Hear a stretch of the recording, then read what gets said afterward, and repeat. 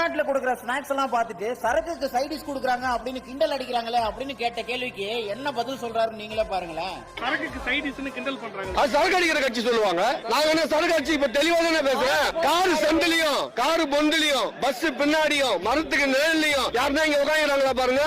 ஏதாவது ஒரு கோட்டர் பாட்டில் பாத்தீங்களா? சான்ஸே கிடையாது. எங்க இதுல தற்குறிகள் தான் அப்படி பண்ணுவாங்க. ஆனா திமுக கூட்டத்துக்கு வந்தோமா, ஆளுக்கு ஒரு பைய வாங்கினோமா, பையில இருக்கிற கள்ளப்பருப்பியும் மிச்சரையும் எடுத்து சாப்பிட்டோமா, மாநாட்டை சுத்தி பார்த்தோமா, வீட்டுக்கு கிளம்பும் போது ஒரு பிரியாணி பார்சலும் 200 ரூபாய் பணத்தையும் வாங்கணுமான்னு இருக்கணும். அதை விட்டுவிட்டு எங்களை நோண்ட கூடாது. எங்களை நோண்டினு வச்சுக்கோங்க, உங்க வண்டவாளத்தை எடுத்து தண்டவாளத்துல விடுவோம். அது என்ன வார்த்தை சொன்னீங்க? அது சரக்கு அடிக்கிற கட்சி சொல்லுவாங்க. நாங்க என்ன சரக்கு அடிச்சு இப்ப தெளிவா தானே பேசுறேன். ஏதாவது ஒரு கோட்டர் பாட்டில் பாத்தீங்களா? சான்ஸே கிடையாது. எங்க இதுல